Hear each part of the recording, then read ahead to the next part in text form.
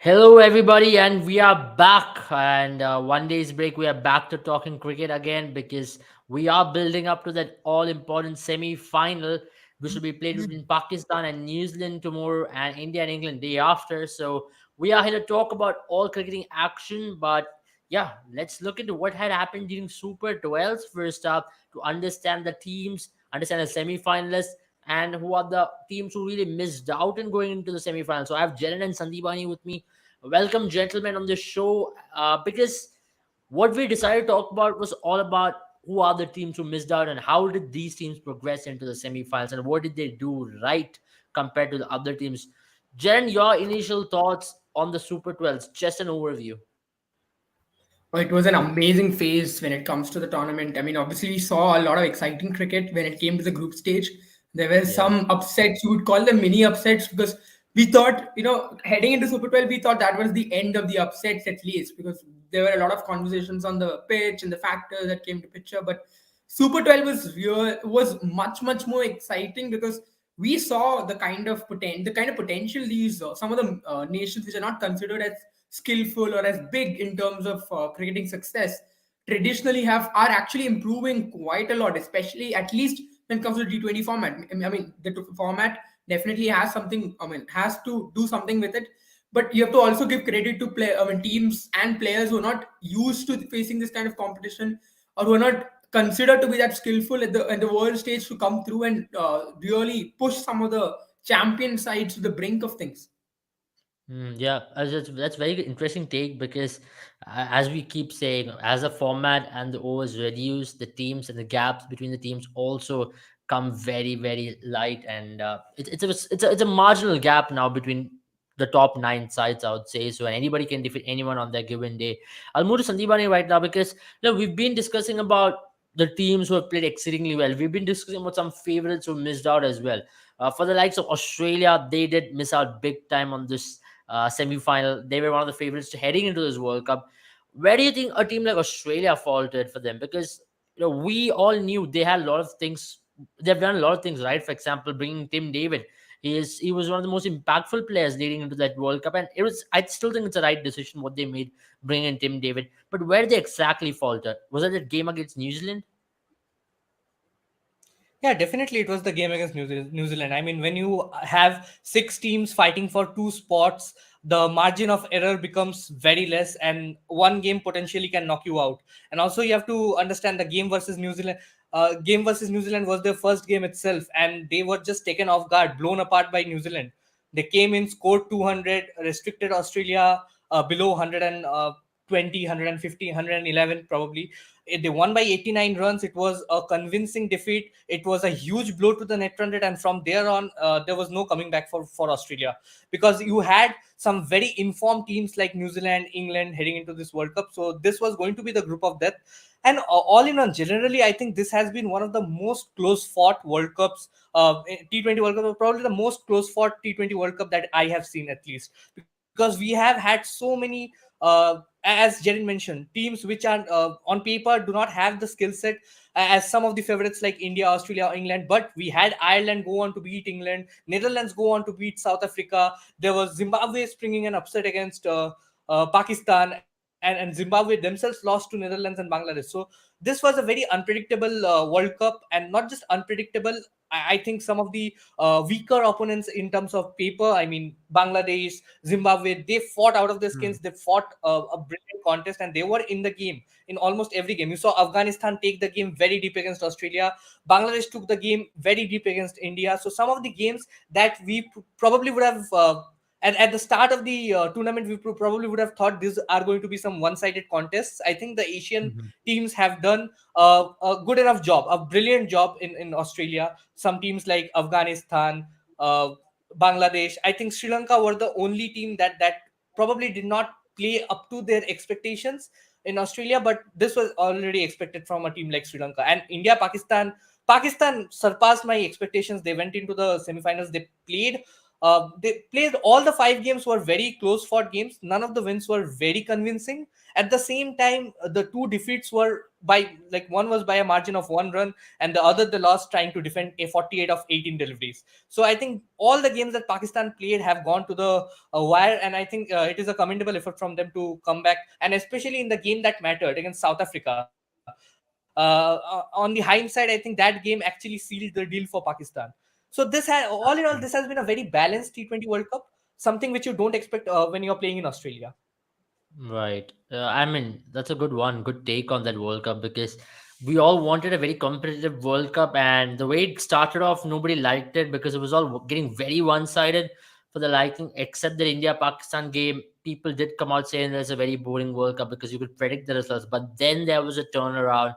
Then you couldn't really expect what to really come around because you saw Ireland defeating England. That was the catalyst in all these results, and from there on you saw a couple of upsets. Zimbabwe defeating Pakistan, and then Netherlands defeating South Africa was the biggest of them, of course. But yeah, we'll talk about it when we talk about it. I'll come to Jaren right now.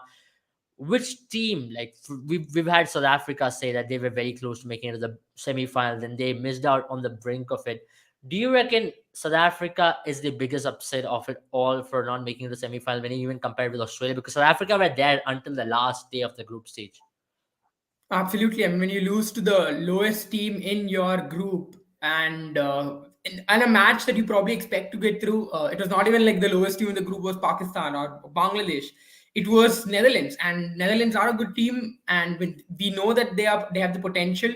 But it was just one of the South Africa things to do. It was just a South African thing to do. I think no other team in World Cup history has the potential to do what South Africa did in that match. And I mean, if you hear me say without context, you would assume that I'm appreciating what South Africa did, but no, it was just a horrible. It was just, I think Mark Boucher is the one who came out and said it. I think he just said it, that it did not look like the guys had the energy when they came out, and it looked like they were just drained, and maybe that's what it was. Because South Africa did have lot of, lot of tensions coming into the World Cup. They played against India in the T20 series, which was very close. Then the same squad before they came to Australia had to play the ODI series against India when the Indian squad they played against went to Australia to prepare for for the World Cup. But they had to stay and play that series because of the because of the Super League standards that were expected of them, Hmm. and they were required to win that series. They lost that series as well. So it was overall, I think, a very stressful journey to the World Cup. But yeah, you cannot still be excused at the end of the day because you're professional cricketers, and these are the kind of things that you live for. These are the kind of things that you are supposed to do. All in all, yeah, I think South Africa is probably going to be the most gutted team, and that was the last minute drama, right? We did not expect, Yeah. at least in the second group, we expected things to be very clear. The only one question that remained was whether India or South Africa would come out on top, and many Pakistani fans still hope from Zimbabwe, not Netherlands. But it was just that kind of a match. Yeah, that's a very good one. I think we can present our impact meter, which really defines it's from Quick Quiz, of course. So we are gonna talk about the impact meter as per Quick Quiz, and we're gonna really analyze it to understand how teams are really fed up. If you look at this impact meter, what you have in the screen right now, it is based on the impact. Whatever you see on green are all positive impacts. Whatever you see in yellow or orange or red are all negative impacts of a team. So if you look, the team with the best impact meter so far has been New Zealand, and they've got positive impacts in almost every department. And if you look at India, they've had negative impact in their power play batting. They've got negative impact even in their fielding, which has not been quite good for them. And if you look at Pakistan, they've got negative impact in quite a few areas as well, especially their fielding, bowling, and power play, and their batting has been quite awful in the power play as well. But I'll come to Sandeepani right now. Now, if you look at the teams who missed out for the likes of Australia, they're balling in the fine lowers and they're fielding. Who Australia really take pride to be one of the best fielding sides. They really falter there, isn't it? Now, if you look at the impact meter setup, Yeah, definitely. If you just think about Australia's bowling in middle overs and in the death overs has always been a concern. But with Pat Cummins, Mitchell Stark, and Josh Hazelwood, you expect Australia to at least fare better than some of those teams. 12, that is being the worst team in the Super 12s in the death overs with the ball, is something that Australia will be devastated by. They won't actually. That is such a. That is so degrading for this Australian bowling attack, because this is their experienced trio of bowlers who have played in the test matches, who plays in the ODIs, and Australia trusts them to finish the job for them. But going forward, I think some changes are definitely going to be made, especially looking at the impact that the bowlers have had on the final overs as well. And also, if you consider the middle overs as well for Australia, they are the 10th best team. So basically, the third worst team in middle overs with the ball as well. So that just goes on to show that as Adam Zampa, such an integral part of the Australian team, hasn't gone on to have a great sort of a World Cup. Yeah, probably COVID was an issue, and he missed out a couple of games. And the Australian fifth bowling option of Glenn Maxwell, beat Marcus Stoinis, beat Mitchell Marsh, beat Cameron Green in some of the games. They haven't really come up to the party. So all in all, the bowling effort has been the downfall of this Australian team, and also to some extent the batting in the power play stage. Yeah, absolutely. I think that you're absolutely spot on in pointing that out. But Jen, we are going to build up into the semi-finals, and if you look in that semi-final lineup, you could see the two top teams, India and New Zealand, have got a lot of parameters covered, and especially New Zealand have got all parameters covered. So does that make New Zealand the most favorite to win? Because it's so easy to sit there and say they do not have individual match winners when you put them on paper with maybe even a Pakistan, but they play as a team and they cover all bases and they cover it in style with the likes of their batting, let it be their bowling in the power play, middle overs batting, their final over flourish with Glenn Phillips and Jimmy Neesham out there, even Satner coming into the party, and the fielding was never a question with this New Zealand team, isn't it? So you really rate Pakistan, you really rate New Zealand to be a strong favorite leading into that semi-final lineup, isn't it? Yeah, I mean everything is just starting to click for them right now. You're seeing even Kane Williamson come back into slight bit of form, and the opening partnership. I think one worry for them probably coming into it is Devon Conway. He played the first match really well, but ever since that he has looked very lackluster. He's not getting going, and that's not the bigger issue. I think the biggest issue is not just the fact that he's not getting going. He's also weighing down the team a lot because he is still struggling to get out, if that's the best way to put it, because he isn't getting out, neither is he getting going, and that's just difficult, especially on someone like Finn Allen, because he is someone who likes that free flowing innings and he's not getting that on one end. So hopefully Devon Conway comes good for them, because that's one key area where I would say that they're really affected. But aside from that, maybe the only thing I see is then they're finishing that Jimmy Neesham hasn't been again. I mean, he has had some lack of form for quite some time, but his towards the end, him not doing well is making sure that the tail ender, someone like Mitch, I mean, I wouldn't say Mitch Santner, but right after that, that lower order is really getting exposed. And that's probably one more thing that they have to worry about. But in terms of their bowling, they've been just excellent. I think everyone has had a good day, even Lockie Ferguson, Tim Southey, Trent Bolt, all of them are chipping in, and their spinners have been excellent. That's one issue that both I think New Zealand has faced, especially coming into Australia, is the fact that Yeah. Santner and Sodhi haven't been that effective. But in many ways, this time around they have, they have come good, and especially in that Ireland match, they were the ones who turned things around because Ireland did get off to a very good start. Now, And to the graph once again for a lot of people to see it and understand why New Zealand are considered to be one of the best teams out there. Their parameters, when it comes to positive impact in almost every phase of the game and every aspect, they've been too good. When you compare them with any other semi-finalists as well, England also have got so many areas to work upon. But now, Jen, I'll ask you a question with England as well. A team who walked into this World Cup to be one of the strong favorites, but they haven't really peaked. They haven't really put up their best performance yet. And Indian fans will be really hoping it isn't against India at least. And how do you see them going into the semi-final? Because if you look, they've done well in phases when it comes to their power play batting. It's been great. Power play bowling yeah. hasn't been their strength because Sam Curran has not been really effective in picking up wickets up front either. Neither has been Chris Wokes. But their biggest strength has been their final over batting, or when it comes to the bowling, it's their final over bowling as well, isn't it? Yeah, I was just gonna say, I think in the India-England match, now the power play for both the teams is going to be the most exciting because England's power play batting is at rated -11, while India's power play bowling is rated -12. So two probably the worst bowling lineups in the bowling lineup in the power play versus the worst batting lineup in the power play.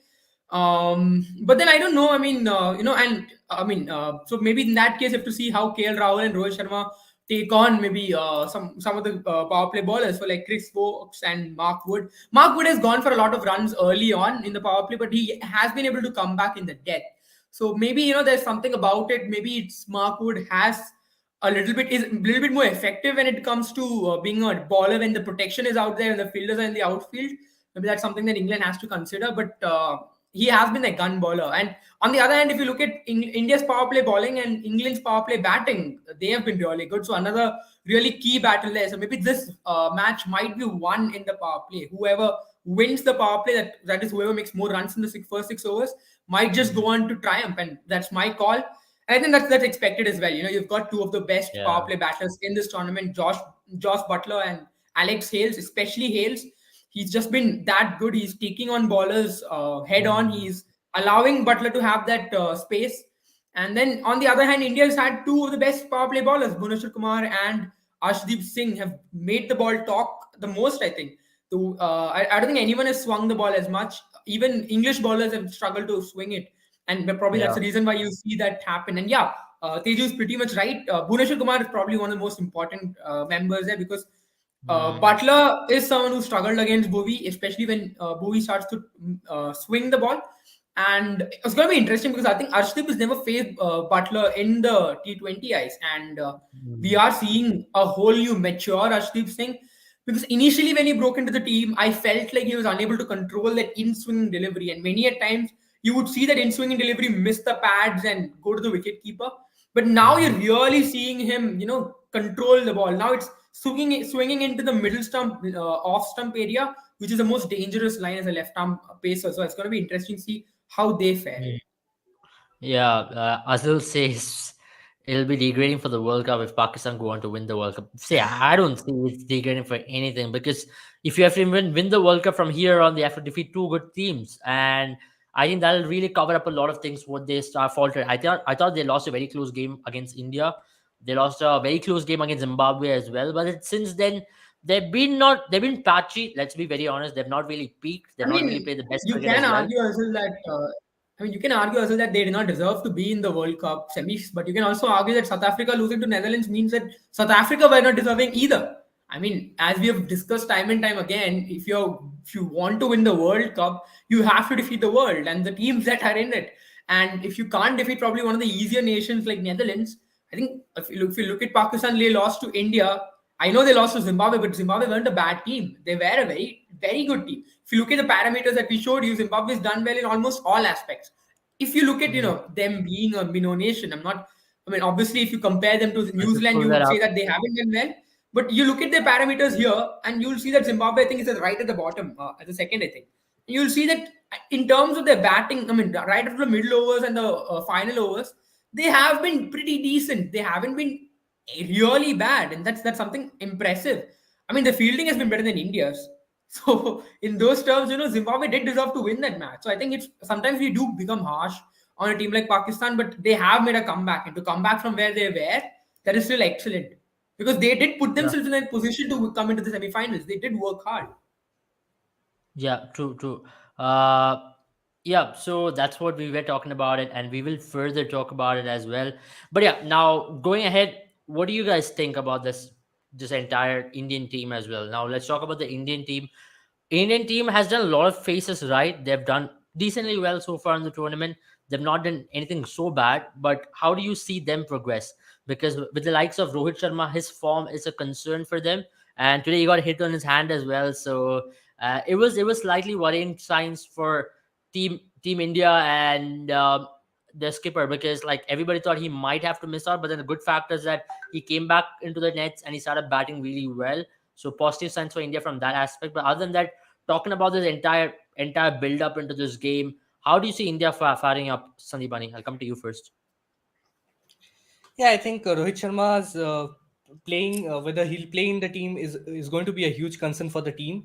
if he does not play. That is because you want your most one of your most experienced players to be a part of a knockout game, no matter what his form is right now. And that is the only reason why I would think that Dinesh Karthik should get that game ahead of somebody like a Rishabh Pant. Uh, I understand everything about Rishabh Pant loving Australia, being a big game player, but since my point being, since the BCCI, the management has trusted Dinesh Karthik with the role of keeping and being a part of the team since the Asia Cup, I think they can just extend it for one more game, and I think we are going to get some good results if Dinesh Karthik makes it. Talking about India in general, I think they are at a good space. If you see the Mhm. parameters as well, I think fielding has been a huge concern for them. Other than that, I think the only major concern that, according to me, India has, probably in that metric, you won't see that India's batting at the death is a huge concern. But it is a concern because we have had players like Surya Kumar Yadav and Virat Kohli doing the bulk of the scoring in the death overs. The top four is firing for India. At least one of the two openers is firing in every game. And then you have Virat Kohli and Surya Kumar Yadav forming the fulcrum of the team. But you need to have your number five, number six batters come good for your side, especially in a knockout game against England. Because if you see the metrics as well, England in death overs has been spectacular, and a lot of credit goes to Mark Wood and Sam Curran. They both have been brilliant bowling in the death overs, especially in the death overs. Because if you see the metric that England have been a bit expensive in the power play with the ball. They are in fact the worst team with the ball in the power play, because Chris Wokes has not been in the best of forms with the ball early on. In the middle overs as well, Adil Rashid and probably Moeen Ali, Liam Livingston, whoever is bowling, the spinners, Adil Rashid hasn't actually performed the way the team would have liked him to perform. And then the bowling, you see, they have been the best team in the in the final overs, in the death overs, as a bowling unit. And that has to do with Sam Curran picking up lots and lots of wickets against the tailenders, and also wickets against Afghanistan. That game, he picked up 5 wickets for 10 runs, and he has in general picked up a lot of wickets against all the teams that they have played. And also Mark Wood has come good for the side. He comes back in the death overs, bowls that hard areas, and then gets a couple of wickets for the team as well. So I think, and India's concern would be that India has been the best batting team in the final overs, but that stats is only due to the excellence and brilliance of Surya Kumar Yadav and Virat Kohli in the death overs. If you just take them out, if India loses Virat Kohli or Surya Kumar Yadav before reaching the 15th over, I think they are going to face a real stiff contest, because it is going to be an epic battle. The best bowling side in the death overs versus the best batting side in the death over. So that is going to be a very grueling contest, along with the power play as well. I think both the teams in general have slacked a bit in the middle overs format. They have been average, to say the least, because again, India's metric will not do justice, because they played against Netherlands and Zimbabwe, where the run rate pressure was very high. And in that game, Ashwin and Akshay Patel, in the game against Netherlands as well, came in, picked up a couple of wickets. So that will again not be a very good measure to justify their performance. But in general, in the middle overs, they have not been the best team. Neither has England, with the ball at least. So I think both of them have to do their bits to sort of cover the ground. And India, especially not just the power play and the middle overs, if you consider the first 10 overs, India has never got off to a flyer of a start where they have scored in excess of 80-85 runs in the first 10 overs. I think that is a huge concern, and they will have to, it's an approach. I understand that they make up for it in the death overs only when Surya Kumar Yadav or Virat Kohli fires. If either of the two or both of them does not go till the back end, I think India will also need to look at how they go about in the beginning as well, not to build too much pressure on this middle order to sort of come in and perform in the knockout stage, because England have a great death over bowling lineup, especially because Sam Curran and Mark Wood is in great form. And Vokes as Mhm. well, when he comes in the middle overs or in the death overs, he has made amends for his early onslaughts. Yeah, that's a good one. And then I'll come to you also on similar lanes, because here Aisha has spoken about how Pakistan is unpredictable. So I think it's about time we look into Pakistan as well. Their unpredictability has been their biggest strength.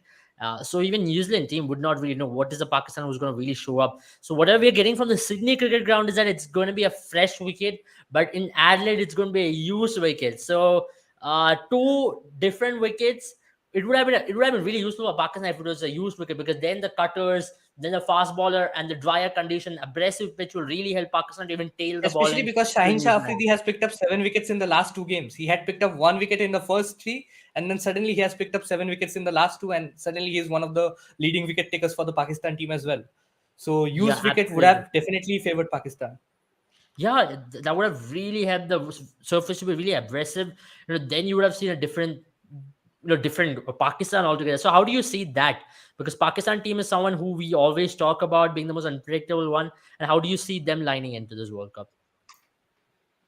Yeah, I mean, I think a used wicket would have been the ideal way for Pakistan to go because let's be honest, I think that's the wicket they're used to. That's their element, and we saw it in New Zealand, for instance, when they came over and when the wickets were drier, they were really effective, and there's a reason for that. I think Shadab Khan is someone who loves the turn. Obviously, being a spinner, I think he still would be unaffected, I would say, because he's done well even on the pitches which have been difficult for spinners to ball. He's been probably the pick of spinners in this World Cup. But if you look at maybe a Mohammad Nawaz or Iftikhar Ahmed, if he's brought in, maybe again one of the left-handers, and then you have both Harris Roth, Shaheen Shah Afridi, and also you have someone like I mean, Naseem Shah. All of these players, Wasim Jr., all of these players love bowling slower deliveries and cutters into the pitch, slow ball bouncers. These are the kind of deliveries that they go for. So when this is your option or this is your go-to delivery, it is really helpful for the team. I mean, for the team that Just a wants second, this kind of Jen, just to deliveries. cut you off. Aisha will be coming tonight to analyze this Pakistan versus New Zealand game, so do join us.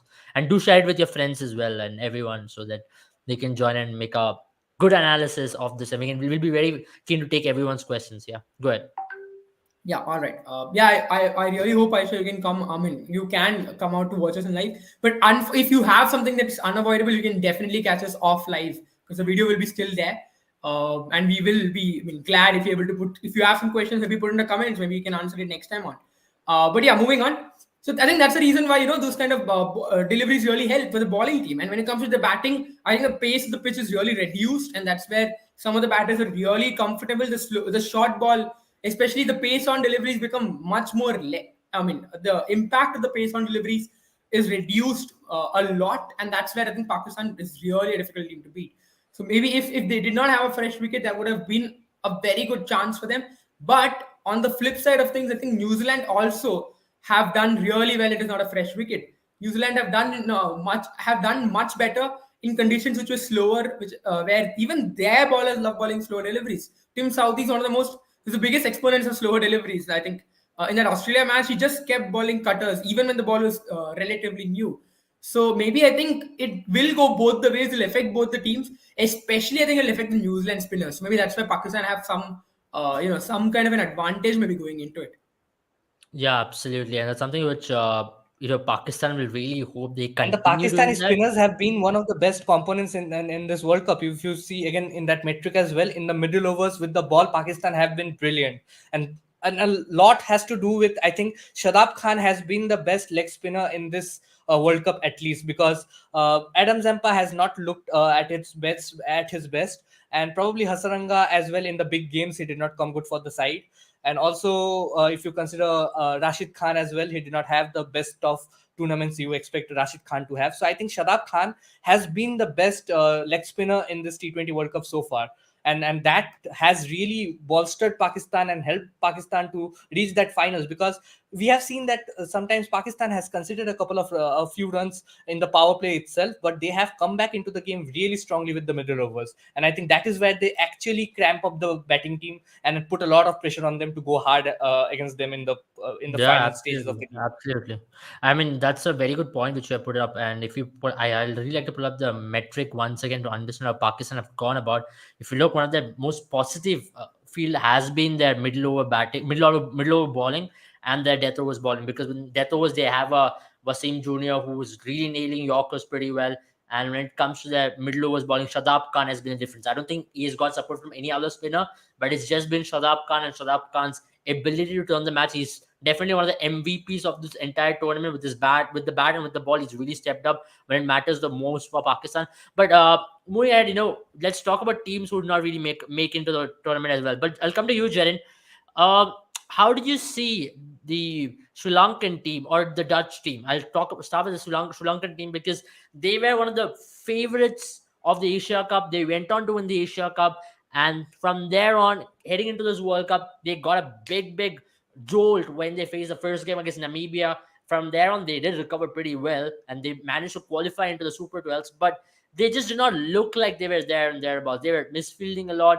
The ballers, they had so many injuries. Let's mind that because many of their bowlers who were part of the Asia Cup prime did get ruled out, like some Madhushanka, and Chamira got ruled out. Even Kumara had to miss a game in between. It was just Hasaranga and Tikshana who were really, doing bulk of the job, and they did a good job, but they weren't good enough to help Sri Lanka cross over the line. Yeah, I mean, they did come into the tournament with the, I would say a sort of a monkey on the back of the fact that they haven't done as well in Australia as they would have liked. And this is still a young team. If you look at, some of the bowling lineup, especially, I think in terms of the bowling lineup, especially they're a younger team.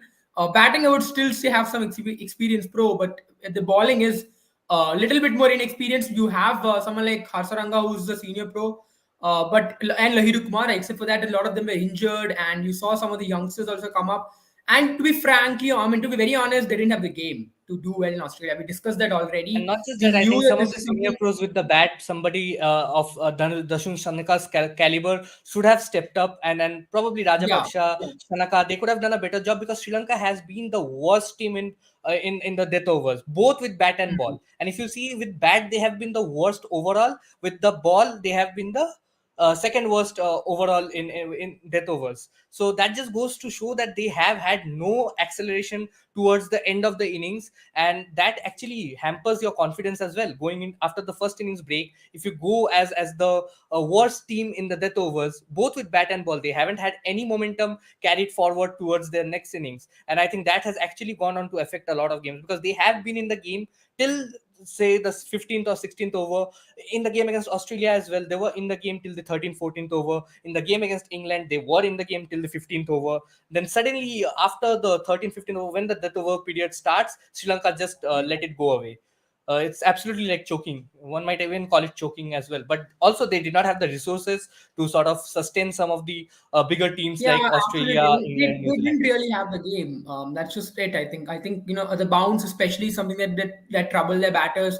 We saw many of their batters playing, not able to, play the ball and play the ball. I mean, time the ball rather. They were always getting it high on the bat, and it was going. They were skying the ball.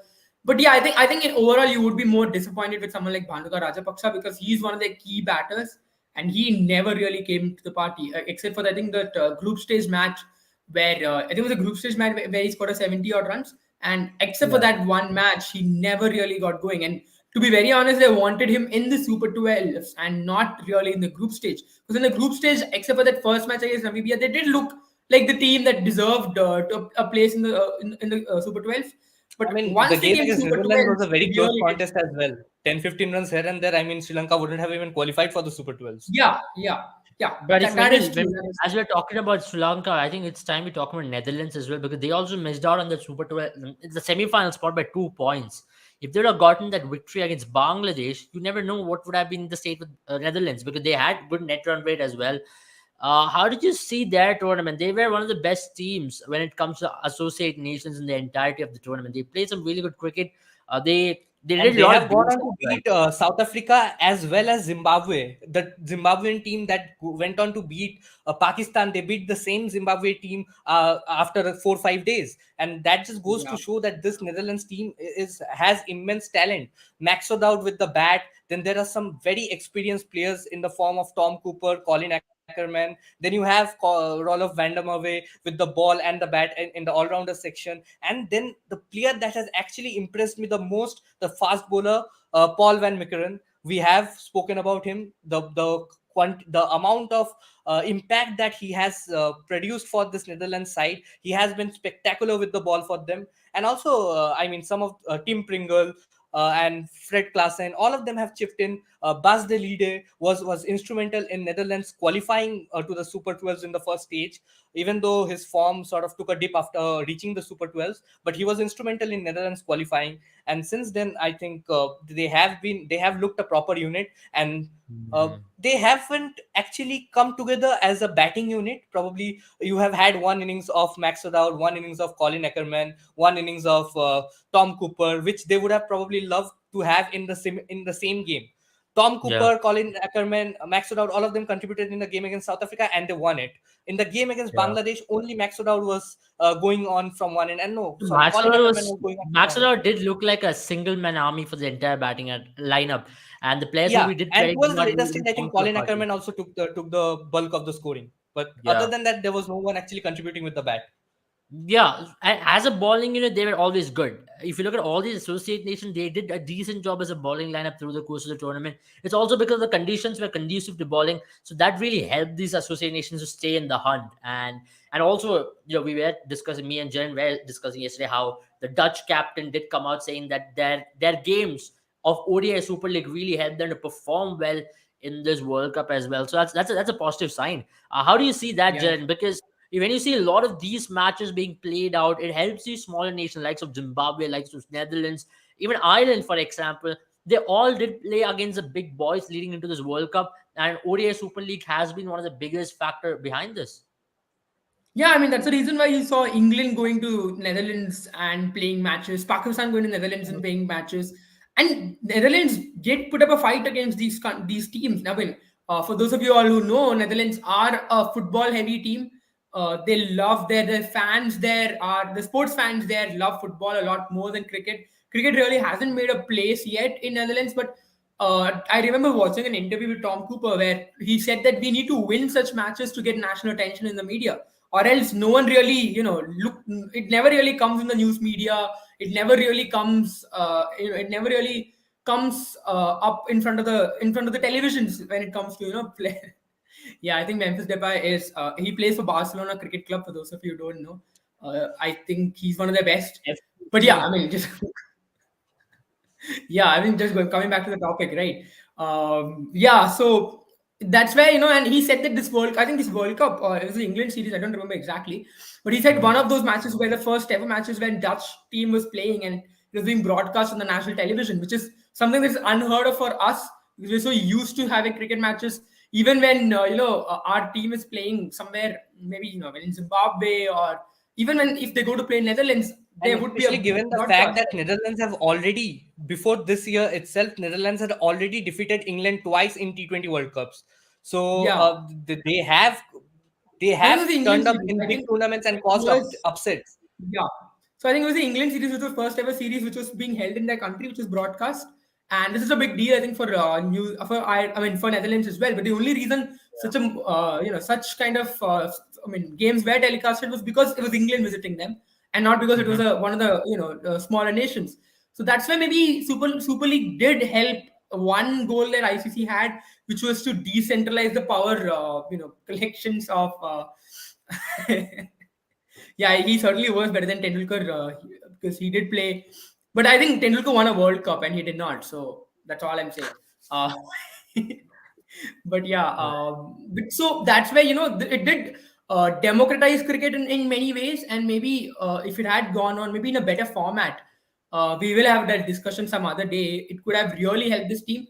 But overall, that's one of the reasons why. Right now, they are playing with the big boys.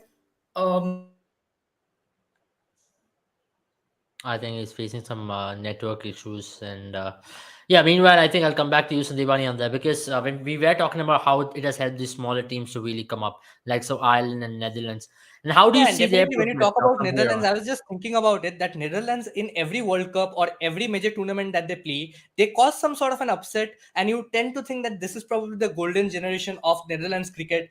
We thought about it when Ryan ten was one of the best players, best associate batters in the world, and probably one of the best in the world with the bat as well in the shorter formats of the Yeah. game.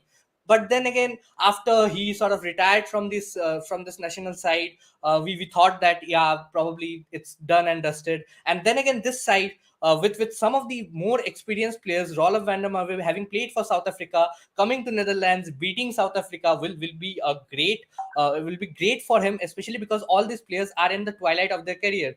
We saw Stefan Myberg retire right after the T20 World Cup. Then we'll also have. I expect another couple of retirements because Tom Cooper as well won't be playing for this national side for a long time. So will Colin Ackerman and Rolf van der Merwe. So this team will soon be going through a transition phase, and it is at this sort of a stage when you need support from your country, from your government. You need national recognition so they can have people who are interested and enthusiastic about the game of cricket, so that they can come in and do the job for the nation. And I think that is why right now is the biggest or the most important stage where Netherlands would need some sort of broadcasting, and then they would need some recognition for their players. And I think this win against South Africa was came at the right time and was definitely needed for the country. Yeah, I think we will wrap up our previews for the time being, because we'll be back in another 3 hours from now, previewing the New Zealand versus Pakistan game and giving you some fantasy tips as well. So we are building up to that semi-final. We are going to be in for action throughout the course of the semi-final, post game, pre game, and really analyzing every game. So very excited about this. We have an exciting World Cup finales, which is lined up for us. You do not know who's going to win it, because it's such an unpredictable World Cup. And I am expecting at least one super over before the end of this World Cup. So you don't know if it's a New Zealand versus England final. There you go again. There we go. And Ben Stokes hitting it with his bat on an overthrow. It'll be iconic again. So He's done it hope twice already. So it's done twice already. It we'll be happened in hoping Test not match as well. not again. Yeah. Yeah, I and mean, let's at hope least So, there's no Netherlands one have local that victory. is here. exactly why you shouldn't be surprised with New Zealand being the best team in the World Cup, because they always turn up to an ICC event, and throughout the group stage they continue to dominate all the teams, no matter what Yeah, form they 100. are in, no matter what players Yeah, they have.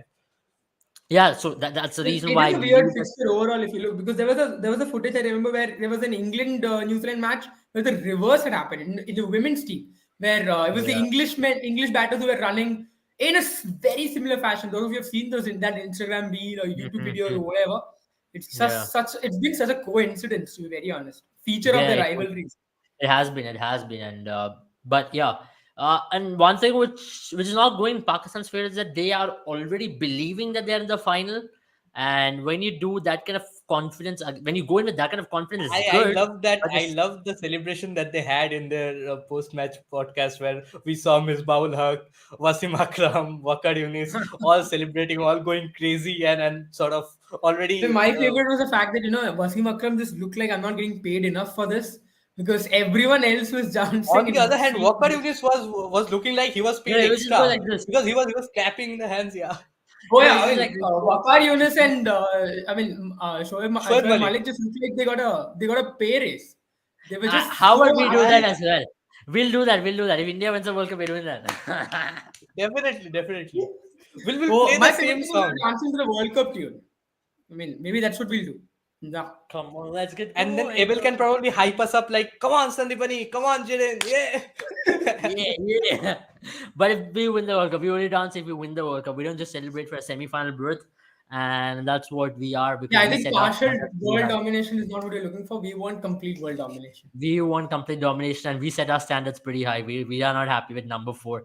हमने बहुत देखा है ये सब तो, and we have always I seen mean, it. yeah. When you take New Zealand lightly in a World Cup semi-final, they come to haunt you big time, boy, and they I are think one I think dangerous at this team. point in time, it doesn't matter how India takes New Zealand. New Zealand are the ones that haunt us the most. And I think I someone think in I the think at comments this point said that we are all taking New Zealand very I think seriously. someone in the comments Even though mentioned there was a I period. think it's New Zealand and also Richard Kettleborough.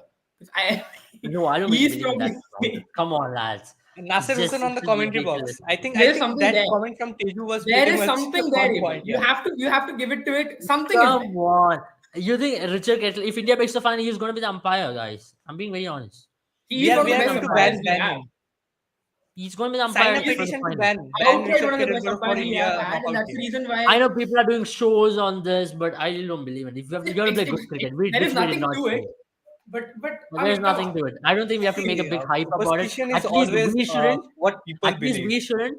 At least we shouldn't Yeah. add that, as we are maintaining a certain standard, and I really don't want us, because people are doing shows on that. People are like, happy news for our Indian fans. Richard Kettleborough is not there in the match. Like, come on, man. I mean, if he's there, at least get And rid it's of the interesting to see do how whatever they is there. sell an entire episode based on just that. Richard Kettleboro Panati for India.